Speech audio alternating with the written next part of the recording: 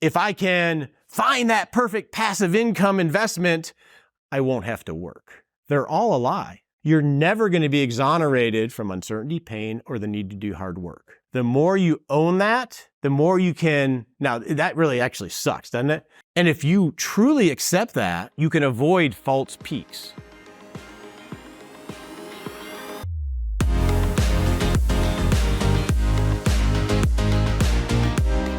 So has anybody seen the news with Morocco?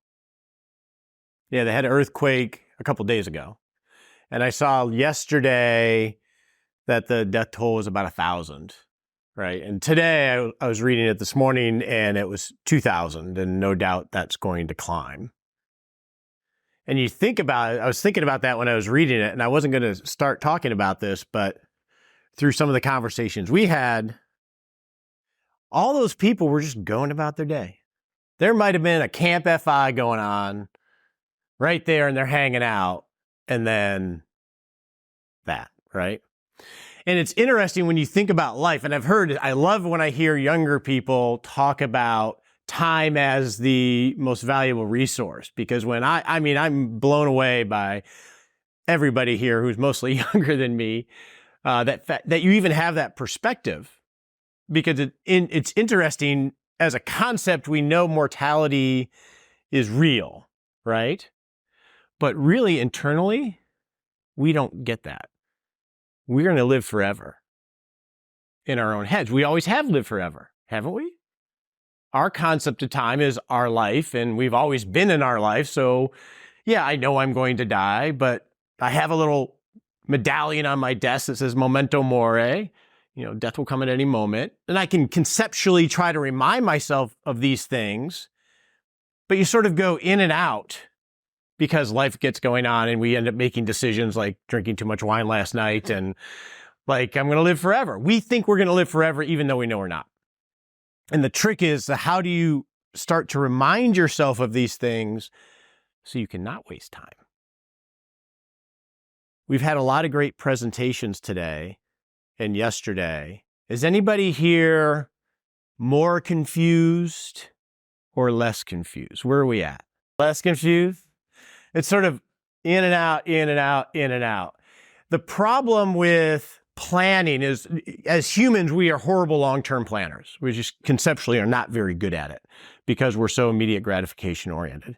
And that's not just simply because of social media, it's just really how we're wired. So what I want to talk about today is how we think about all the choices we have and the decisions we have to make, whether it's about life and career, whether it's about my investment strategy or my tax strategy, because we get all these great ideas online and in places like this, forums like this, but it's very difficult to know what to spend time on. And it's very easy to chase waterfalls. And say again? What? He knows chili. This is his favorite one, he said. Steven, he probably could. So what do I mean by waterfalls? What I mean is finding the right withdrawal strategy, or the best investment strategy, or passive income, or who is the right financial guru? What is the tax strategy? What's the best path to have? I was speaking with someone just this morning, and they're really into house hacking, and they're working on building up their funds to do their first hack maybe in the next 12 months or so. And he's talking to me over cereal, and he's, yeah, I was talking to so-and-so, and there's this land thing, and I only have this much money right now, so maybe I'll do some of this land thing, and then I can go to, because he was impatient to do the thing that he actually wants to do, which is house hacking. And we're talking through it, and I kept trying to get him back to what was important to him, which was doing the house hacking. And it's very easy to forget what your intent is and start to go down these paths. Last year I hiked Mount Yale in Colorado, which is a 14,000 peak, and it's a hike. It's not a technical climb. And it's known for having lots and lots of false peaks. And I'm 56 years old. And from the outward appearance, most people probably think I have it all figured out and I know what my calling is, what my life is, and he's just dialed in. He has it figured out. And after working with thousands of retirees and people going through, you never get it figured out. And that's one of the biggest waterfalls that we have to stop chasing. This is my favorite quote. This is a Phil Stutz quote. Stutz is author of The Tools, a Netflix documentary on him that Jonah Hill did is amazing. This guy gets it. He says, you will never be exonerated from uncertainty, pain, or the need to do hard work. Pretty much all the trouble we get ourselves in is by trying to get exonerated from one of those things. If I can find the right guru and the right strategy, I won't have any uncertainty. That can lead you down a lot of really bad rabbit holes. If I can find that perfect passive income investment, I won't have to work. They're all a lie. You're never going to be exonerated from uncertainty, pain, or the need to do hard work. The more you own that, the more you can. Now, that really actually sucks, doesn't it? I want to be exonerated. And there are plenty of people, and the internet is full of things saying, just take this pill and you'll be fine. Just do this strategy and you'll be fine. Because this is all work, right? Well, if I'm going to have pain and I'm going to have uncertainty and I'm always going to have to work, that sort of sounds like it sucks, but it actually doesn't, because it can be a game. And it really is the ultimate game. This is life. This isn't just about money. And if you truly accept that, you can avoid false peaks. I am 56 years old. Outwardly, I look very successful and smart. Always on paper. When I hear my bio, I'm like, wow, that sounds good. I wish I felt that way, or was that way. I have made so many mistakes. I have gone down so many rabbit holes, investment-wise, business-wise, personal-wise. To me, it seems like it's a bloody mess. And inside the business, it always seems like a bloody mess, even though it's not. But by acknowledging, hey, I'm always going to be in this condition, I can relax a little bit and know I'm not have to go find that thinking that person has the answer or that person has the answer, because they don't. They're just as much of a mess as everybody else, but it doesn't mean they can't be good guides for you. Second, it can help you prioritize your time, because, and Joe said it great in his presentation, you can't have everything, but you can have what you want, but you got to know what you want. You remember the Stephen Covey Big Rocks thing? I think you referenced it, right? The problem is not so much, you remember that? You guys know that metaphor? You have a big glass bucket. If you put the sand in and the water in, you can't get the big rocks in. But if you put the big rocks in first and then the sand and then the pebbles, then you can get everything in there. And the idea is to make sure that you focus on the big rocks. The falsehood of that is that the choices are, you know what your big rocks are, and you know what the lesser things are. But in truth, the reality is, and this is my reality, I'm guessing, I have too many great opportunities. I have too many big rocks. I am going to have to choose. I'm going to have to decide what I spend my time on and what I focus on. And the Latin root of the word decide means to cut, to get rid of. That's the beauty of decision. And that's why decisions are so scary, because we know we're cutting out possibilities. The name of the game, and this as a financial advisor and retirement planner, I spent a lot of my career trying to be the smartest person in the room. I have my certifications, the letters are longer than my name.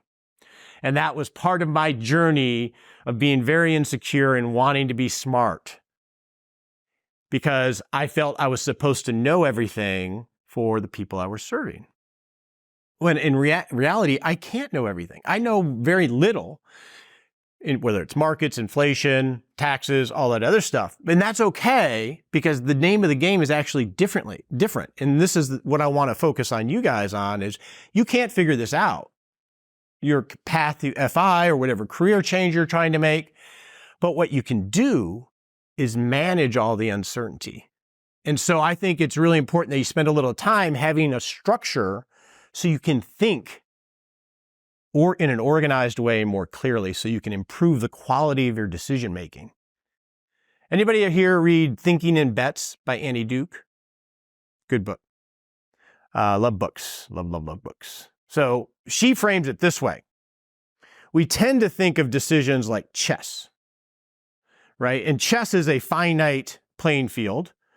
There are specific rules, and if you lose a game, you can actually go back and find the spot where you lost the game because it's this finite playing field, and all the information is there. That's usually how we think of strategic thinking. And her argument, which I agree with, especially when it comes to financial planning, is we don't play chess in life or in business, we're playing poker.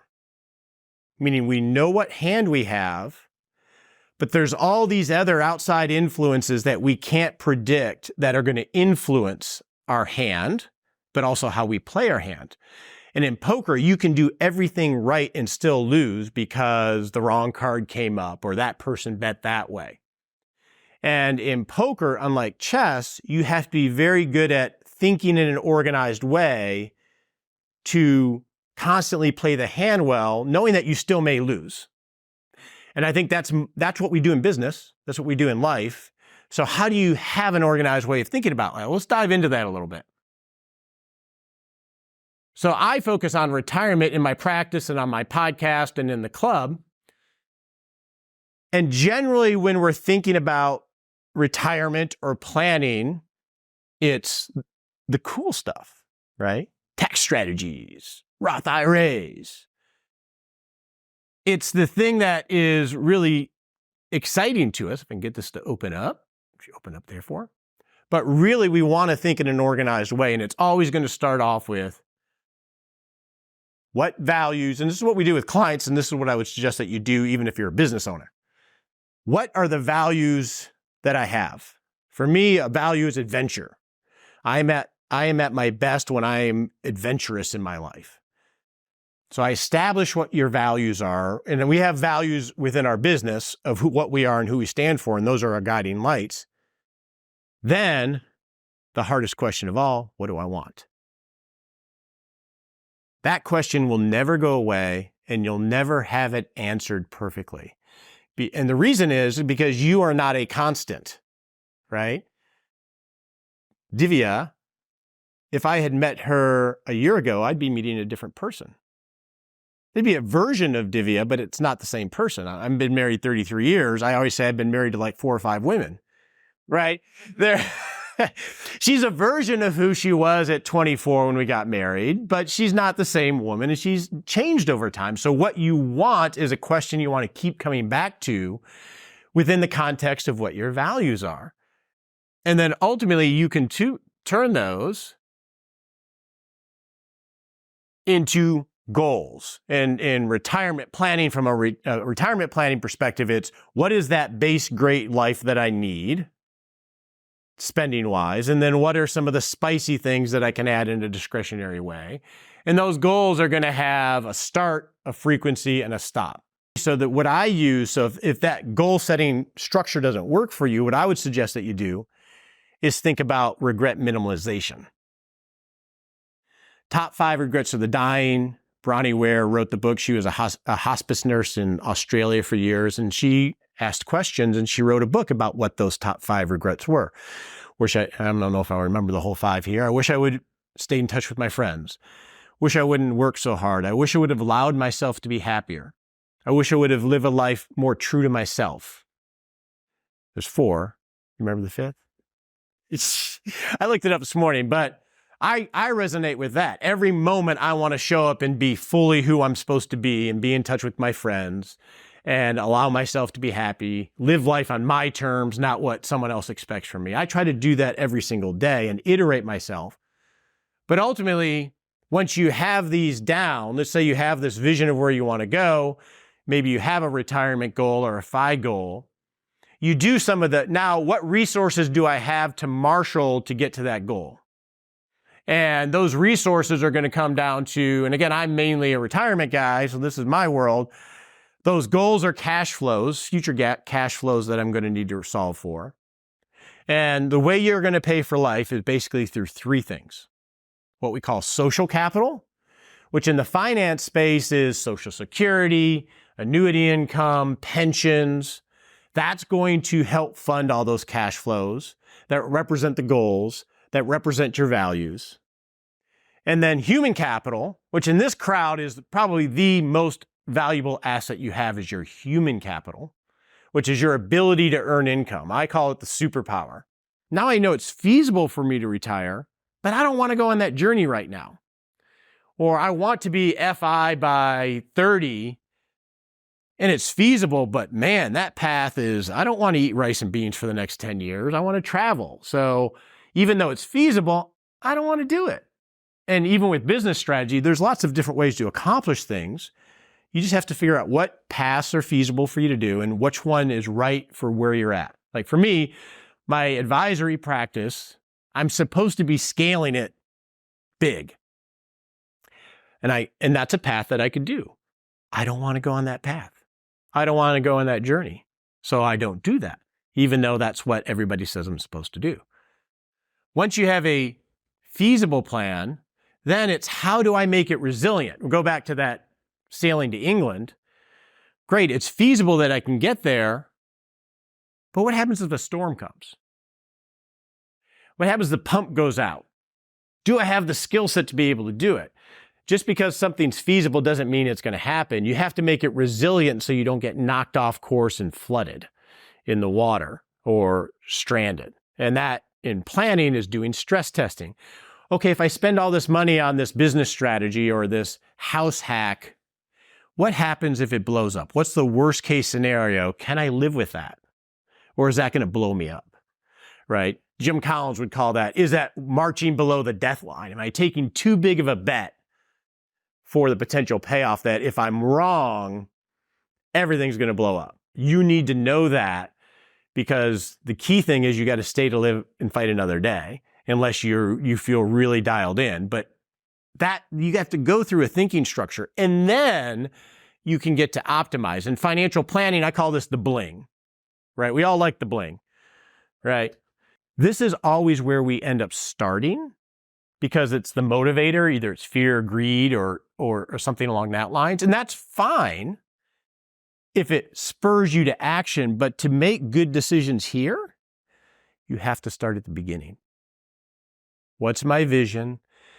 Let me organize my resources to see if it's feasible, and let me know that it's resilient. When you get to the optimization stage, this is about enhancing whatever journey you're on, whether it's retirement.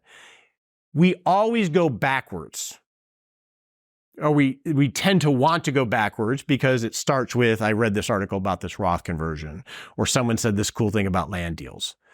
And if you want to be organized in your decision making so you can make the main thing, and you don't go chasing waterfalls, if you have a plan of record, vision, knowing that it's feasible, knowing that it's resilient, and you come up with a piece of bling or a pivot because you've changed your priorities, now have a framework to run that what if scenario through in a more organized way so you can get to a better solution for yourself. And I think this is something we don't talk about enough. And so we end up having this scrambling of stuff out there, and we're putting all these cool ideas in our basket and maybe half implementing some, keeping some on the shelf to use, implementing others, but there's no rhyme or reason to it all. This stuff is not really that difficult, but it's really hard to do because our attention is so finite and it's being pulled on, especially, in this day and age, that we don't think logically through things. So this is pretty much all I do, is just try to think logically. Does that make sense? What are some frameworks for decision making? First framework I want to talk about is what's called second order thinking. So here's an example, and this is an actual case with a client. Had their plan in place, we had a plan of record, and they came and said, Roger, I want to buy a lake house. And this is, well, how much is that going to cost? Everything else. Well, we had a plan of record. So what we did was, okay, let's create a what if scenario to see if this is feasible. And so we created the scenario. No, this ain't feasible. You can't buy this lake house. And so we had a discussion to get to. First order is I want to buy a lake house. Second order, well, what do we really want? Because we attach, it's never the thing, it's always the thing about the thing, is what they say, right? Wanting somebody to mow your lawn is first order thinking. I want to be able to go play racquetball or whatever is really what you want. That's the second order down. So it's good to go 2 or 3 layers down of what you actually want. Another one, and I didn't put this on here and it's related to the lake house, so I'll go with it, is to make sure we're not thinking in binary terms. The second one is something called WHOOP, and this comes from the book Rethinking Positive Thinking. And you can WHOOP almost anything. What are my objectives in showing up fully for here? I want you to be able to have some toolkits that you can apply in almost any decision, and a WHOOP is one of them. The other one is called the OODA loop. Anybody familiar with this? Anybody in the military? Fly planes? You should know OODA loop. OODA? No? Okay, it came from fighter pilots. I say your name a lot. Say Roger a lot. I'm on your mind, mate. That's mind share right there. So OODA loop came from fighter pilots. One of my planners used to be a fighter pilot, and we were talking about it. Call Sign Chaos, which is Mattis's book, good book, talks about the OODA loop if you want to read a little bit more about it. But OODA is, and we use this when I'm teaching, okay, how do I make a decision on doing a Roth conversion? Because we create decision pods, which is an organized way of thinking about one topic. Well, first, you observe. Well, what is the situation here? What does my net worth look like? What tax brackets? You gather the information so you have the situation. That's observe. The second is orient. Where do I want to go from here? What are my options to be able to, do I do a Roth conversion? Do I do qualified distributions? And you can use this in any business or any personal issue or decision. So first observe, get the facts in front of you in an organized way. Second, once you've observed, orient what it is you want to accomplish and start to identify different pathways, and then decide and act. And if you're in a dogfight, evidently, I wasn't in the military, but if you're in a dogfight, any kind of fight, or any kind of competitive thing, the goal is to go through this process as quickly as possible. And if you have an opponent, you want to be inside their loop, is what they would say. You want to be inside, you want to be observing, orienting, deciding, acting, and iterating super quick. And so that's a framework that you can use in a decision that you're looking at. We use it as the basis of a structure for very detailed decisions, even though it's a little bit different. And then the last framing I want to talk about, and then we can just chat, is bananas. I've heard a lot of banana talk this weekend. A lot of green banana talks. We can spend a lot of time talking about things that we can't do anything about or with for a very long period of time. And so it's sort of like bananas. You buy bananas, you put them on your counter. When they're green, yeah, you can conceptually think you might make a banana split, but why? Don't overanalyze it. They're green. They will ripen, and as you get closer to the banana or the decision, then you can start to really dive into it more thoughtfully, because your time is precious, right? We know the 5 regrets, or at least we know 4 of them. Your time is precious, so stop wasting time on green bananas. Know they're out there, and get to work on iterating quickly through strategic planning so you can be organized, and that will help you filter out a lot of the stuff you hear that is really just going to distract you, and they're false waterfalls for where you really want to go. So with that, we can talk about anything you want.